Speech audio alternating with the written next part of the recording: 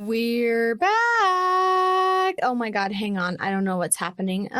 Okay, actually, just kidding. We're cool. That was a Daphne error that our audio file was zoomed as far in as it possibly could be. And I said, that doesn't look right. That does not look like our voice is moving. No. That looks like a racetrack happening. Since we've had a lot of sound issues lately, which we're not really sure why, we're really trying to be conscious about watching our screen while we're recording so we can see what the fuck is happening. So, yeah. So here I am going to be keeping an eye on the screen and my screen with what I present to you today. All right. Nobody cares about how we're doing. Right. Nobody gives a fuck. What you got for me? It's been a week, though. It has been a week, but it's fine. What you got? Okay. Nobody cares. Everyone's so over us having lives and lifing. They just want to hear the shit we have to say. Okay. About true crime and weird shit. Not about what we have to actually say. Okay. Right? Okay. They don't give a fuck about us. No, basically. Which is fine. Yeah. Okay. NASA astronaut Scott Kelly will consume about 730 liters of recycled urine and sweat during his... I told you. Wait, I'm like, hang on, wait a second. You said consume, and then you said urine. And I said, what the fuck? Why are we doing this again, Mom? And sweat. Yeah, and sweat. During his year-long mission in space.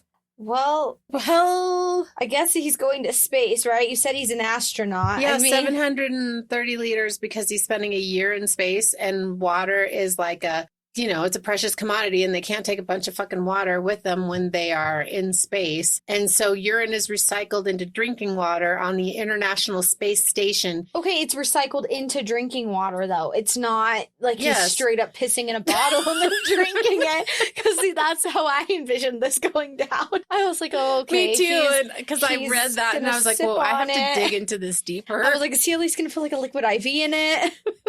Make it taste like great piss instead of just straight up piss. Great piss. Have some water. Just imagine he's eating asparagus. Oh, God. Wow. So, no, Sorry. It's recycled. Okay, that's... into drinking water. That makes me feel better about it. It does. There's at least a process in place that removes the warmth, I hope. Yeah, but this continues to be disturbing. So the Environmental Control and Life Support System collects wastewater, including urine from the space station. Treatment, the urine processor assembly, so the UPA, uses vacuum distillation to separate the urine into water vapor and solids. So it separates out the poop. And then the filtration. Diarrhea? Yep, I guess you're drinking it. And then for filtration, the water vapor is condensed into a liquid that's then filtered to remove any contaminants. So I guess if you have diarrhea, you're safe. And then the water is stored for the crew to drink. And then reprocessing, sensors check the water purity, and the water that doesn't meet any safety standards is reprocessed. Okay. But you know what's really weird about that when you think about it? And also one more thing. So iodine is added to the water to prevent microbial growth into the water that they're drinking. But you know what's even weirder when you think about it? So you're drinking water and then you're peeing it out, and then you're drinking your recycled urine that's now water, and then you're peeing it out again, and then you're drinking it again. Right, so is it going to be less and less and less and less and less each time until it's just powder? I don't know. It's just weird that you can continually pee. That's a circular system. Yeah. The body is a circular economy. Wow. So anyway, that's my disturbing fact. Well, and I've heard that drinking pee actually dehydrates you more. Yeah, because it has all the waste. The pee chemicals, the pee elements. Yeah, because it's waste from your body. So yes, you're not, people are always like, if you're in a situation where you're dying, you could drink your own urine. It's supposed to actually, yes, make you more dehydrated. And that's because it has all the waste in it. That makes sense. Yeah. So. Well, that's just I hope I'm never disgusting. In a situation where I have to drink my own urine. Especially without recycling in place. Well, then hopefully I at least have a liquid IV. I was going to say, hopefully I have a liquid IV on me if I do. Right, have a liquid IV on deck just in case. Right. Now I'm always going to carry a liquid IV with me everywhere I go. You should, absolutely. Just in case. Yeah. JIC, just in case. Okay. JIC. All right. What you got for me, Daph? What I have for you is super fucking confusing to me. Yay. Sorry, I just smacked my microphone. Not really confusing. It was confusing in the way in which I was going to break it down, but I've got it down now, obviously. And so this is going to be a two-parter. Partially related to this part is the second part, but like... It's going to be a two-parter, but they're totally different. Well, they're related and not all at the same time. No, I get it. Sorry, I'm just kidding. It's related and not. So I'm just going to jump right in, okay? Please do. Martina Tadea Benz. I think it's Tadea. Now I'm questioning myself. Shit. It's fine. It was always born happens. on September 21st, 1905 in Switzerland. Wow. I can't find anything about her life. We just know she eventually moved to Amarillo, Texas. And she was born in 1905. Yeah. She eventually moved to Amarillo, Texas, because she was a nun there. And so she was referred to as Sister Tadea Benz. So she dropped the Martina when she became a sister. So she's just Tadea Benz now, Sister Tadea Benz. Mm-hmm. On the early morning hours of Halloween of 1981, Sister Tadea Benz was sexually assaulted and murdered at 76 years old. Oh my God. My jaw dropped. I pulled a Gale. I just jumped right on into the shit. Yeah, I jaw dropped too because I was thinking, damn, she was not, it just sucks no matter how old you are, but geez. Yeah. Okay. Yep. So her body was found by Sister Angela Martinez in her bedroom on the second floor of St. Francis Convent in Amarillo, Texas. So it was an inside job. What? It was an inside job. Because she was in her bedroom at the convent? The nun who got murdered and sexually assaulted was found in her room? It wasn't an inside job, but Okay. Yes. Okay. Yes, Okay. she was in the convent when she got murdered. Okay. We could dive to that shit all day, but no, this was not an inside job. Okay. Okay. Is that clear? Yes, There's some I feelings for understand you? not inside job. Well, I know that one that you did, it was totally an inside job and everyone worked to cover it up and it was all fucked. And I'm totally blanking on the victim's name. And there were multiple of them by that traveling priest. Irene Garza. Yeah, Irene Garza. Thank you. There were multiple of victims by that traveling priest. Mm-hmm. But no, this was not an inside job. Okay. This was just where she happened to be at this point. All right. So her body was found by Sister Angela Martinez, again, in her bedroom at approximately 7 a.m. on October. Wait, no. She was, okay. Sorry. Yes, she was found on Halloween, I think. Or November 1st. No shit, because she was murdered on Halloween. Okay. So November 1st is when they found her body. Gotcha. I'm sorry. My brain got all scrambled and confused. That's okay. So Sister Tadea, she was seen alive the previous evening, but she missed morning mass, which they did every Sunday. The nuns did. The elder nuns had morning mass. And so her convent was confused. And this is when they went to her room and found her. Sister Angela Martinez said, quote, "I missed her and was concerned because she seldom missed chapel. It was very much unusual that the door was closed because Sister Tadea was hard of hearing and always left her door ajar to hear the morning buzzer. I knew it was not Sister Tadea's doing, but I could not think further. It was too much for me. I was in shock." End quote. Wow. Although there was blood on her face, she was murdered. We already said that. Sister Martinez, who discovered her body, didn't think that it was foul play involved at all. Thought that like she just like slipped and died basically, or something had happened of that nature. So they got her body transported to a funeral home. So they didn't call the police, in other words. 4 other nuns also testified that they wrapped her body in a sheet, thinking that she had died in a fall, and started cleaning the blood. So, now we're fucking with the crime scene. Right. Destroying evidence, not intentionally. Yeah. An hour or so later, the sisters found a broken window, unlatched and opened, and in the community room located on the first floor of the convent, they found blood. And so this is when they were like, okay, we need to call the police. So the police arrived at about 9 a.m. They obviously like crossed off the do not cross, do all that, collected evidence, blah, blah, blah. They recovered bed linens, her pajamas she was sleeping in, her blue nightgown specifically, a kitchen knife under the bed. Fingerprints and palm prints were lifted from the knife blade and the handle and from the bed's headboard. Also, the cut window screen and a second knife, which was a steak knife, were in the driveway of the convent. Hmm. Yeah. So the police also recovered a white shirt that didn't belong to her. It wasn't Okay. hers. By the time the body was recovered from the funeral home, once they realized it was actually a murder, not just like an accidental death, she had already been cleaned up a lot and had partial atrial embalming completed. So, fuck. Yeah. The autopsy then revealed that there was multiple injuries, including contusions to the head, stab wounds to the chest. Why would the funeral home be cleaning her up for this like a regular funeral and embalming if she's been stabbed? And literally the nuns called her. Thinking the exact same The thing. nuns called the funeral home and said, hey, she died. She fell and she died. Can you, or whatever. And they pick her up and then they know that like there's not been anything in the in-between. And they're like, oh, well, that's weird. She must have fallen 68 times on a steak knife. Right? Seriously. Yeah, that's so fucked. They also found abrasive injuries to the front and the back of her neck, which the pathologist, Dr. Erdman, determined that the cause of death was manual strangulation. But the autopsy on her body also revealed evidence of rape. They found male DNA, but bookmark this in your brain, okay? They did not do any testing of the samples that they collected. Well, it's 1981, though. But they can test it for a blood type. Yes, they can blood type it. They can't DNA. They don't have DNA testing yet to link, but they have. Right. They know that they can get the blood type off of it. Right. Which they didn't do. Right. They didn't do anything with the samples. But we're going to dive back into that. Like I said, bookmark that in your brain, okay? Okay.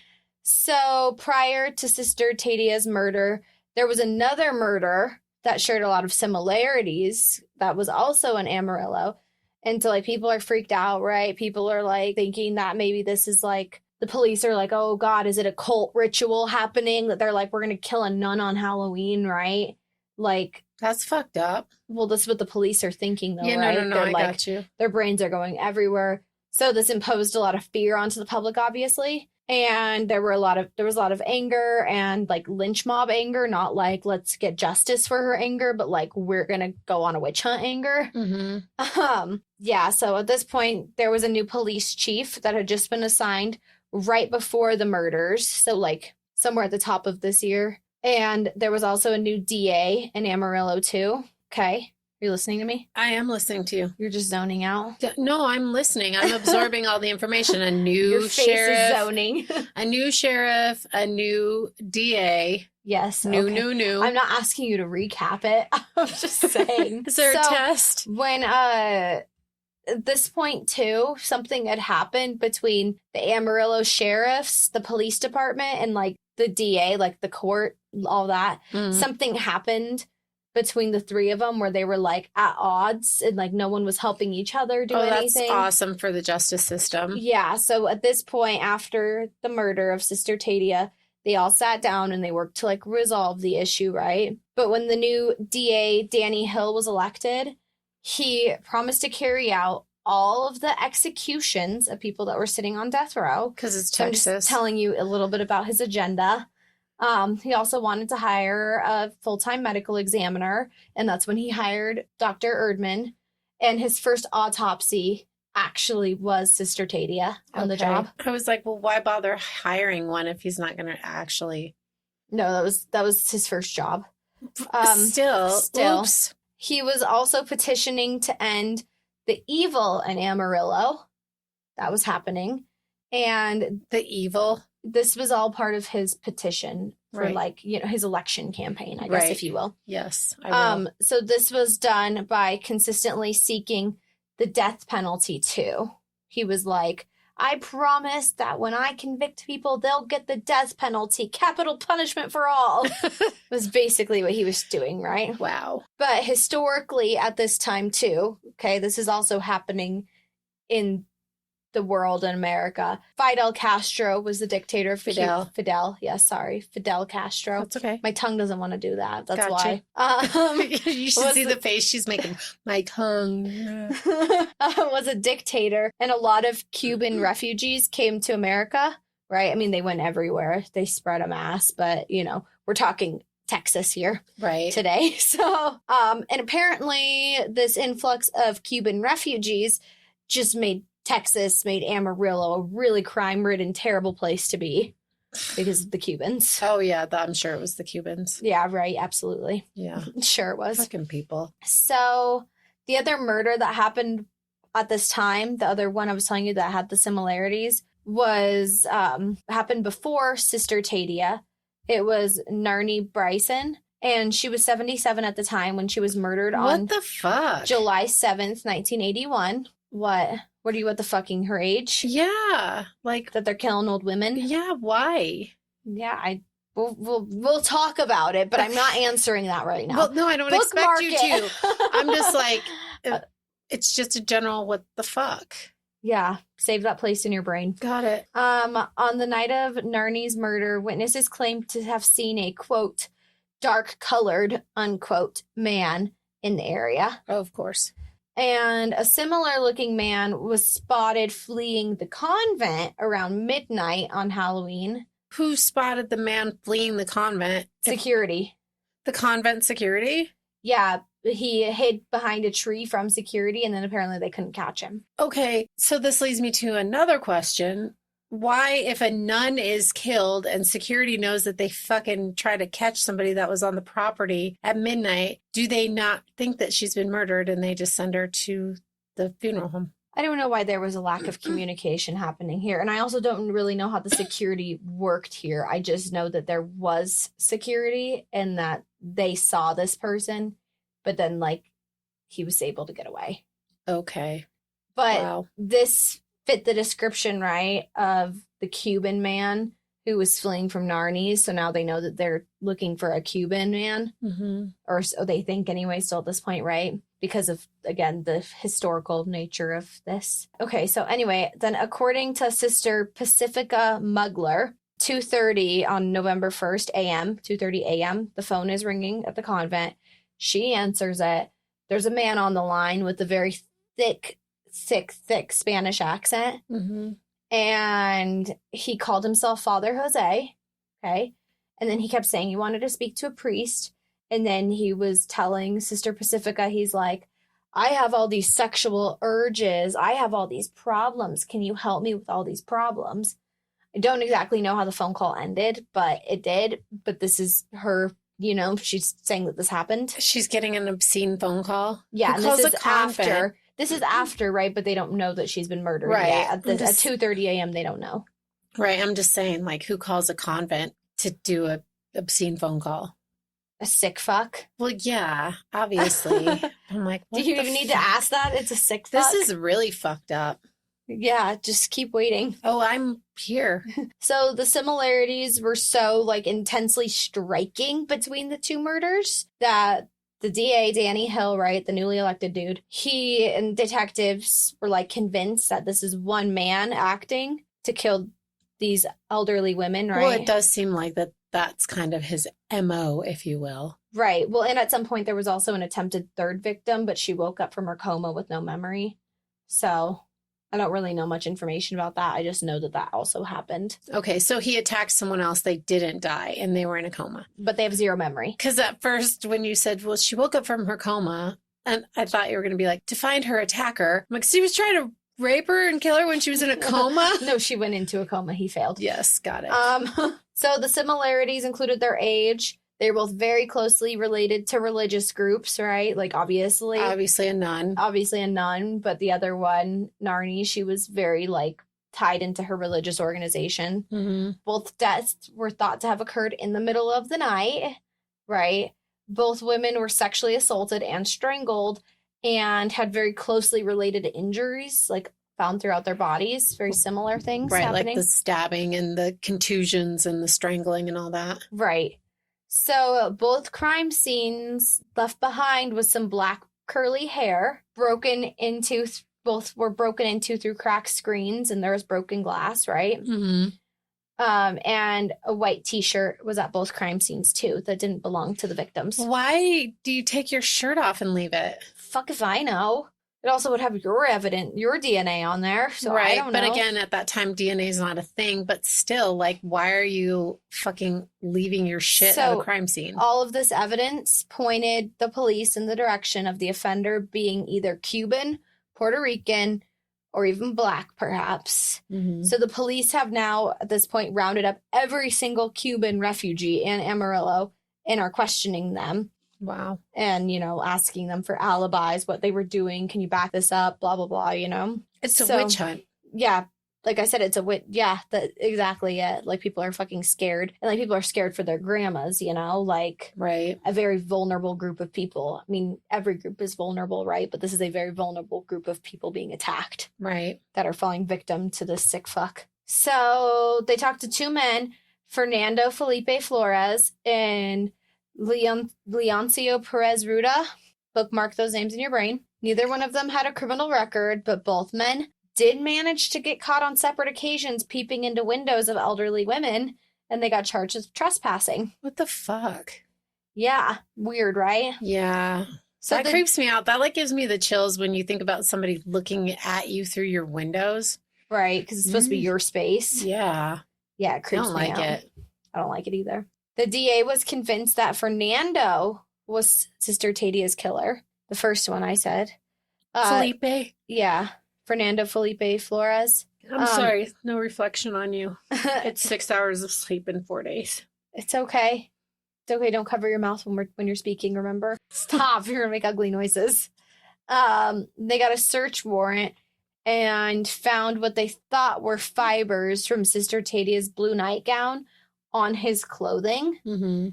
But on November 7th, they went in to arrest him, but the FBI came back real quick and said, no, wait, you've got the wrong guy. The FBI? The FBI, because they don't have anywhere that's testing these things, so they're sending their evidence shit to the FBI. Oh, okay. I was like, why is the FBI involved? Well, because I was like, is this guy in witness protection? No, like, they just didn't have anything, like any testing. They were sending it to the FBI. Yes. And the FBI is like, nope, you're wrong. Don't do it. Yep.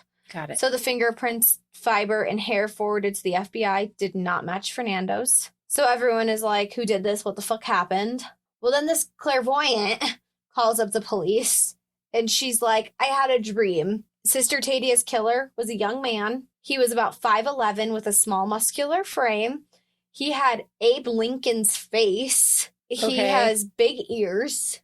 She said he lives at 4000 Northeast 18th Street and said his name was Mr. Clyde. So she's telling all this to the police. Mm-hmm. And her husband's also a police officer, but like he works for like the drug enforcement part. Okay. But he's like a shady cop, so they're a whole nother thing. Her name was Bubbles too. Okay. They're just a whole nother thing that I don't want to dive into.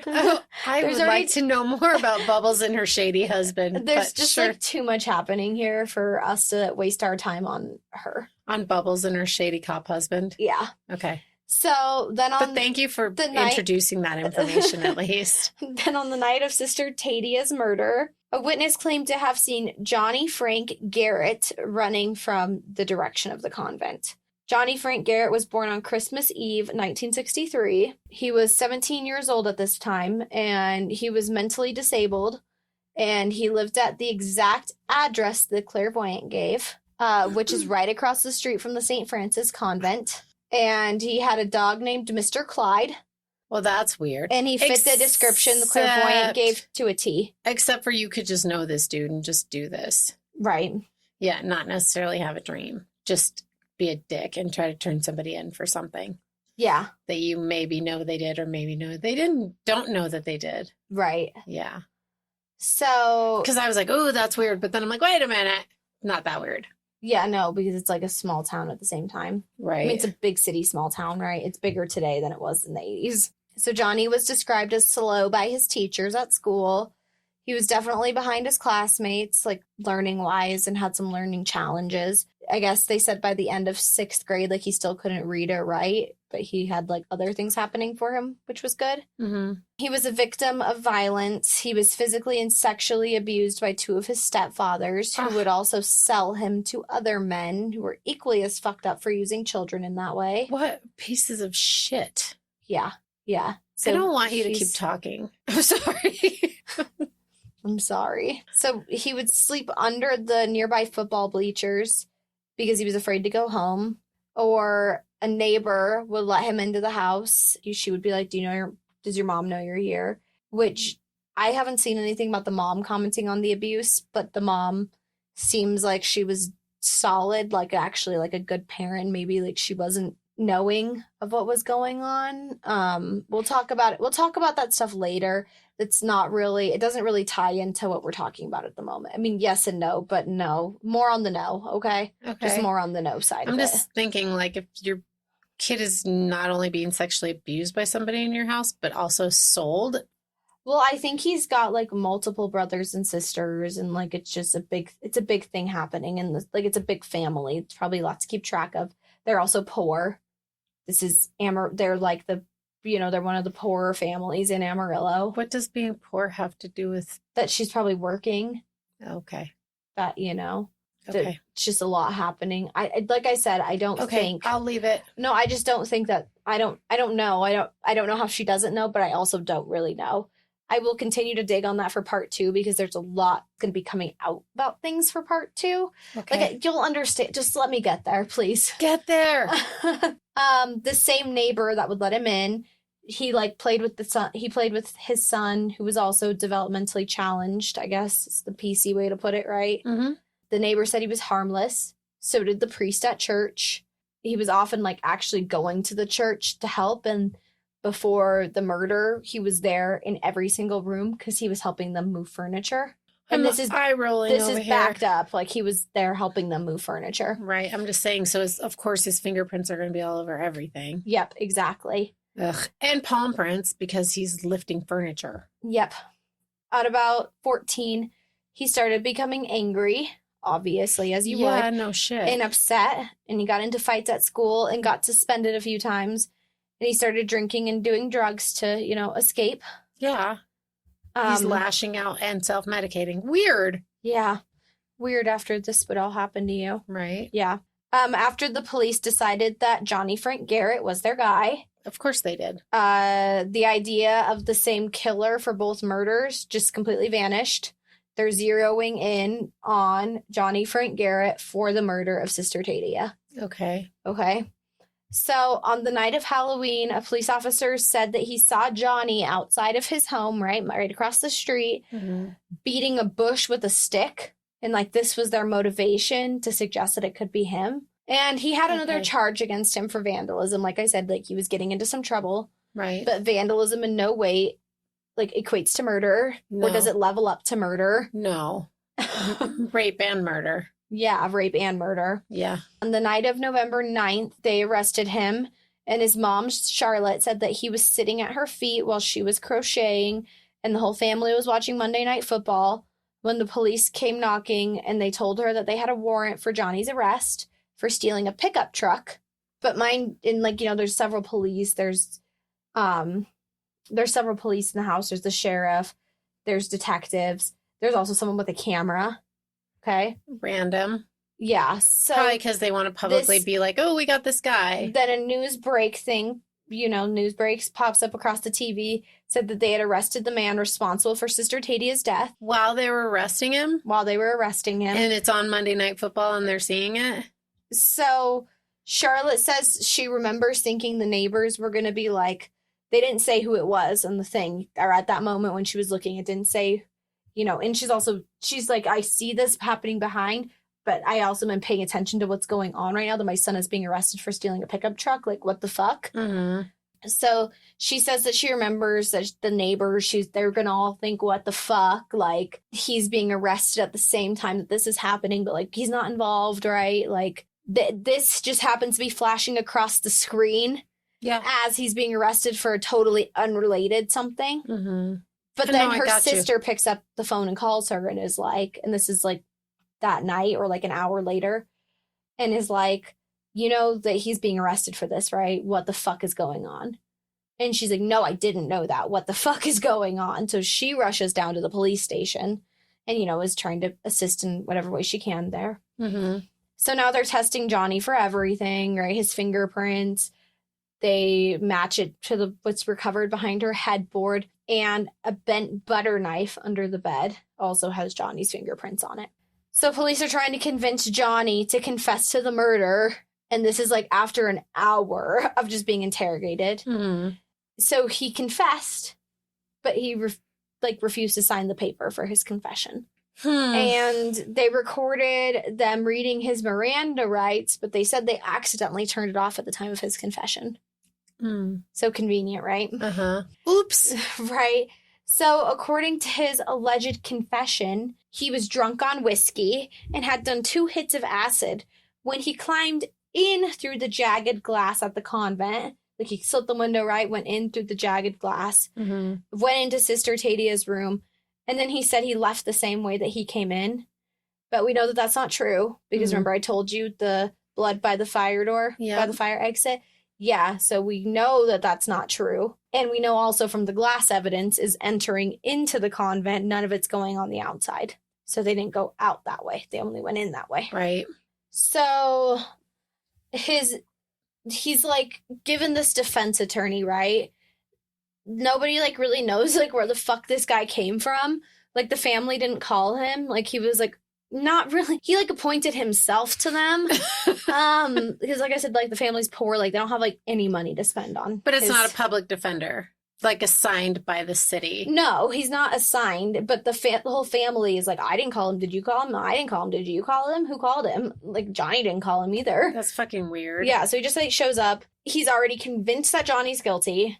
He's like, basically, like we gotta do what we can do to like kind of salvage your reputation. Like you're going to prison regardless. What the fuck? We just like need you to get a plea deal or something, but like he never tried to get him off like this entire time. Like he never tried to get him off. That's not the lawyer you want. No, absolutely not. Like I don't know you, no one hired me, but you're guilty, so let's just get you a lesser sentence. Then 2 days later, sorry, I have to readjust myself, as you know. I always have to readjust myself. 2 days later, during his arraignment, after he's arrested, right, he gets arraigned 2 days later. Sorry, my drawer in my desk is moving because I'm trying to face towards you. I'm sitting in the wrong position for myself that I'm normally not sitting on my sorry, computer. we could change places, but not now. We're already kind of late into doing that. We're committed. During his arraignment, he told the judge that he wasn't guilty and he didn't do it, and then was dismissed, you know, before like the real trial. But the family was all like, he didn't do it. Like he was at home all night playing checkers. We promise. Like that's where he was. The defense attorney, this random defense attorney, right, also requested to represent him. And the family like didn't know that there were other options. So like they were just stuck with this guy who was like automatically guilty. Like you're guilty. I'll do what I can for you. Like we'll see what we can do for you. But like you're guilty. So that's what's going on here. God. This is stressful. It's really stressful. Remember when I said that there was the bodily evidence that wasn't tested? Well, apparently Dr. Erdman lost the samples because no one told him to keep the blood samples and the semen samples. Because the blood, there's also like blood outside, right? And they're thinking that possibly like the perp could have gotten injured. So that some of the blood the broken glass. So some of the blood could have not been hers, you know, that it could have been. And what the kind suspect. of a coroner are you where you don't think that you need to save the samples? Well, I took them, but then I tossed them. Or he claims that they were thrown away by someone else. Well, it later came out that Dr. Erdman actually, like, for real sucks. Not just sucks at his job, but actually, like, sucks as a human. Okay. He pleaded no contest in 1994 to 6 felonies tied to falsified evidence and botched autopsies in 3 counties. Wow. And mind you, he performed autopsies in, like, 48 different counties. So that's a lot. Yeah. Yeah. Dozens of bodies were exhumed for new autopsies. And this is after his conviction. A news report in 1998 said that in 1992, an investigation showed that at least 100 of his 300 autopsies were flawed. Oh my God. Okay, but Sister Tadea is the first one that he's on the paycheck, that he's like on, you know, he's on. For Amarillo. It's the first one he did when he got hired. Yeah, as Hill's medical examiner. Right. Like under the DA. What Derek, I think his name is. Sorry, I'm already like forgetting his name. It's so fucked up. Whatever that motherfucker's name is. That has the death agenda. Danny Hill, sorry. Danny Hill, not Derek. Danny. Yeah. He, just working under his playbook, basically. So the judge appointed, at this point in the trial, a second defense attorney for Johnny. And this attorney worked very closely with Danny Hill. So what's his agenda going to be? Right. Basically, this is all just setting Johnny up for failure in the justice system. Yeah, sounds like. So Johnny had no matching samples to the crime scene. None of the knives were like matched at all to the knives found at his house. Like nothing was similar. There was no fibers. The samples didn't match his hair. Like he didn't have the black kind of curly, coarse hair. Mm. His hair was like long and straight. Okay. Like very 80s hippie guy. Yeah. 80s rocker. Yeah. Hairband. Yeah. But not big, just Hair. straight, yeah. The FBI confirmed that some of the fingerprints don't match Johnny or anybody at the convent. Because they knew Johnny was in and out of the convent, right? Yeah, no, I'm just sorry. They- looking at you they doesn't did- do good. But- They did know that, but they didn't ever bring it to trial. None of the nuns, so we know that he volunteered, right? Mhm. At the moving the furniture, going to go help out, doing whatever there, right? Right. So neither of his lawyers looked into the fact that he volunteered to help the nuns so often that he would have his fingerprints there, and they didn't push for an investigation either into this. Yeah, because they think he's guilty. So the they're jury just fuck it. never found out that he was there volunteering Mm-hmm. or that he was there helping on occasion, other than the one time that he was there Mm-hmm. or that they, the night of the murder. Right. Other than what they're accusing him of doing and Yeah. being there at that time. Right, exactly. So no one at the church was asked to testify at the trial. He was up for the death penalty in this case, obviously. Right. I can't believe they didn't, oh my God, ask anybody to testify or, ugh. Right. Yeah, well, his lawyer doesn't give a fuck, as we know. Right. When I watched this documentary, we'll talk more about the documentary in the second part. Okay. But the priest was like, and this is the same priest that I said that he was harmless. Mm-hmm. He was like, he was a good kid. He was like, he's like, they should have asked us to testify. He's like, they should have asked for something. He's like, but they didn't. And they also talked to the second lawyer that was friends with the DA in the documentary. Mm-hmm. And he was like, oh, if I would have known any of that, I would have talked about it in trial. Well, you have to fucking ask the questions in order to know the answers. Yeah, well, yeah, they didn't do any of that. He's like, if I would have known, we could have talked about it. But he didn't, of course. Yeah. Okay, anyway, so the trial was also up for a venue change out of Amarillo, which would have obviously helped avoid bias. Mm-hmm. But the DA and the judge declined for a venue change because it would be harder for them to get the death penalty if they were to go for a venue change. And, there's already obviously going to be the jury bias on this because we talked about there's the witch hunt, right? Like everyone's scared that there's this kid is going around and raping and killing old women. Right. Granted, Narni's case is not involved in this, but people know. For the nuns, they're like, yeah, it's scary for people, right? That somebody could do this to a nun. Right. Somebody could do it to a nun. And even if they're not including him in both cases, people are aware of both cases. Yeah, exactly. So they're probably, well, we might not get this guy who killed this person, but we'll get this guy who killed the nun. Right, exactly. Fuck. So information on Johnny's abusive upbringing and mental health problems were never made available to the jury. Of course they weren't. Yep. The defense presented Johnny's mother, who made a personal plea for mercy on his behalf and testified about his relationship with his brothers and sisters, that he's gentle, all the things. The defense also called several officers who testified that Johnny had caused no trouble while waiting in prison. There was also something about a cellmate that was trying to he's like, oh yeah, he confessed because he was trying to help himself out. Right. But that all turned out to be bullshit, obviously. So as required by the jury's verdict, the trial court imposed a death sentence.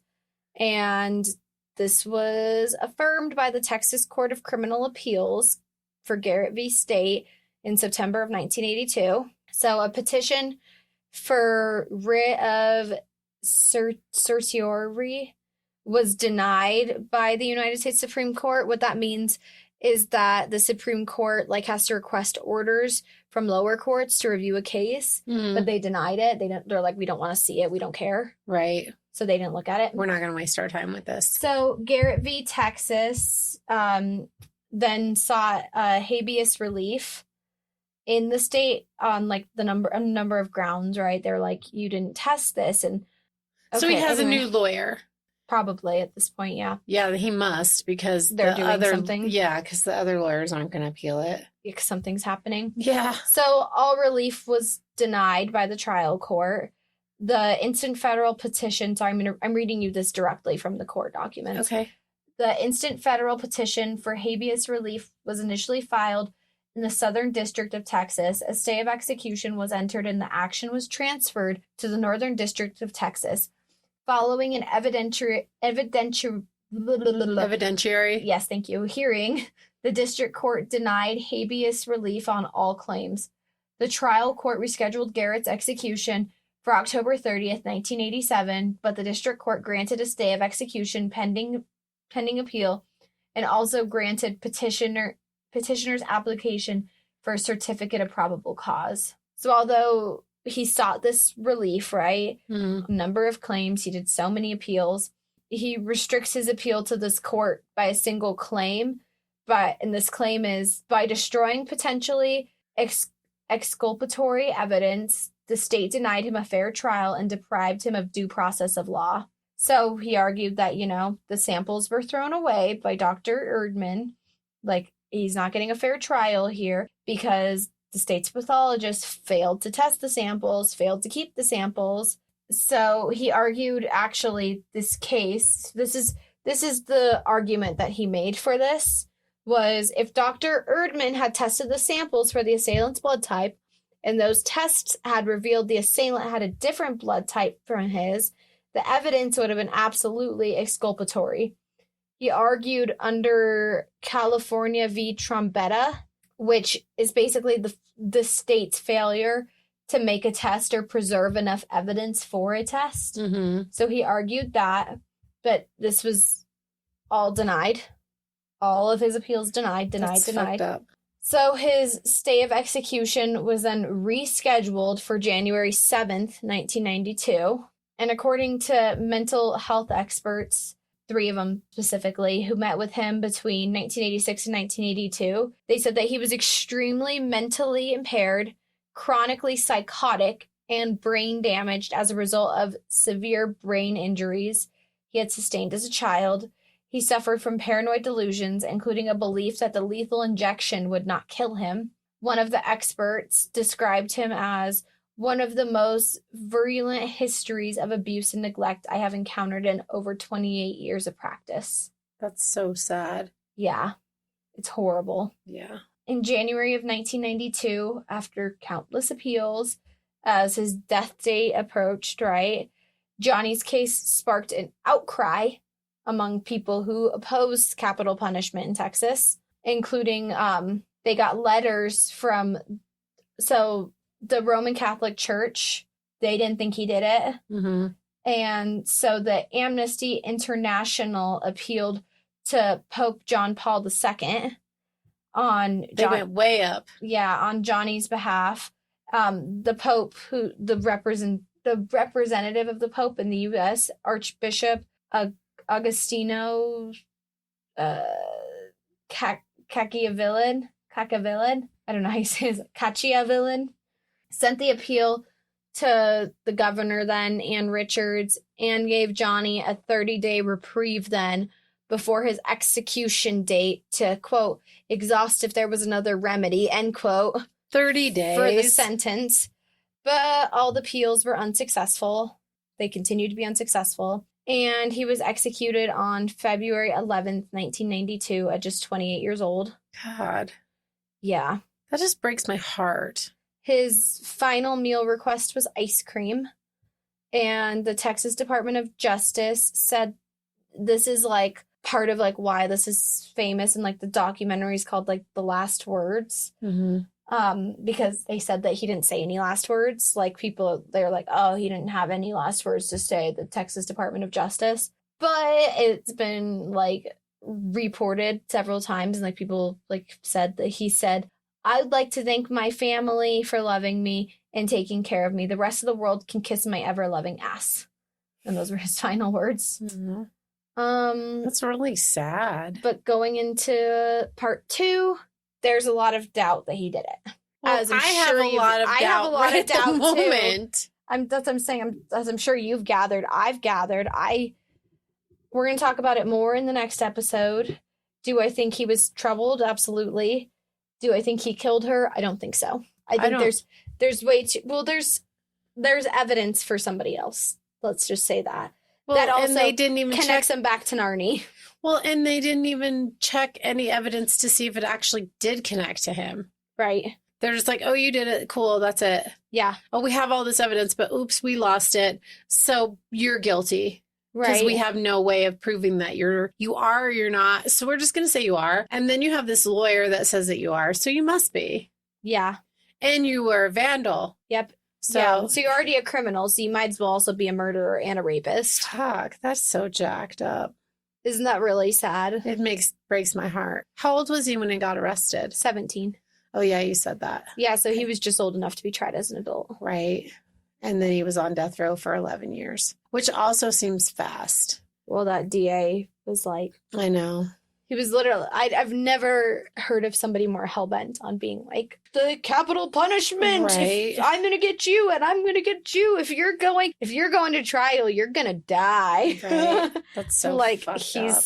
he's that person that's like, just fucking bloodthirsty. Fuck. I hate it. But won't murder himself. Just will murder people that he thinks, whether they committed crimes or not. Right. Whether they were caught red-handed or not. Well, there's a special place for people like that. Yeah, for sure. Yeah. But yeah, next part we're gonna talk more about Narnie. Dive into more about like why it probably wasn't him and who it was. Okay. So yeah, that's where I've decided to just wrap this in a pretty little bow for the evening. Okay. Not that it's a pretty little bow, because it's actually really fucking sad and really nothing sucks. pretty about your bow. I know our Halloween ones are just like fucking bummer central, dude. Yeah, dude. Bummer central, dude. Right. Yeah, that's all I got for you. Well, thanks, because that's all I want until I get some better things. That's all Why I do want. we do this? I don't know, because I'm depressed. I know that breaks my heart. Yeah. Like all of them are really it's sad. This is what I'm saying. Like the whole mom thing. I haven't seen anything that she's come out and been like, oh, I knew about it and I just didn't do anything about it. Like I've never seen anything like that. Like she spent a lot of time like trying to like gather his appeals and like help him fight it, like trying to fight on his behalf in court, you know, trying to still to this day, the family's all trying to clear his name. Mm. There's a lot of petitions right now going on for his name to be what's the word I'm looking for? Overturned, for the sentence to be overturned. Recidivism, though. Even though he's already dead. Yeah. Like they're trying to clear his name. Yeah. That's fucked up. It's really sad. All right. Well, cool. Thanks. You're welcome. How does it feel? Like, yeah, cool. Like, yeah, cool. All right. That was an answer. Yeah. All right. Well, thanks for listening. Shit. You can find us on Instagram at That's Disturbing Podcast. You can send us a case request there too if you feel so inclined. You can also send us a Gmail, that's disturbingpodcast@gmail.com. Once again, if you feel so inclined. Why Because you whispering? don't like what I'm talking about today. Right. If you'd like to send us something else. Well, this is what I found. You literally said, we need to find more Halloween things. And I did, and here it is. Right. That's mine too. I'm like, oh, Halloween. And then I'm like, oh, fuck. But I was in. That's how I feel too. I'm in. Right. I'm sold. Ugh. I'm sold on the answers. I'm sold on the justice. Do I think that Johnny Frank Garrett was maybe troubled? Absolutely. We all are a little bit, right? Yeah. Nobody's perfect. But do I think he murdered someone? No. That's fucked up. No, I don't. All right. I don't think that it was him. Okay, that's all. Thanks. Bye.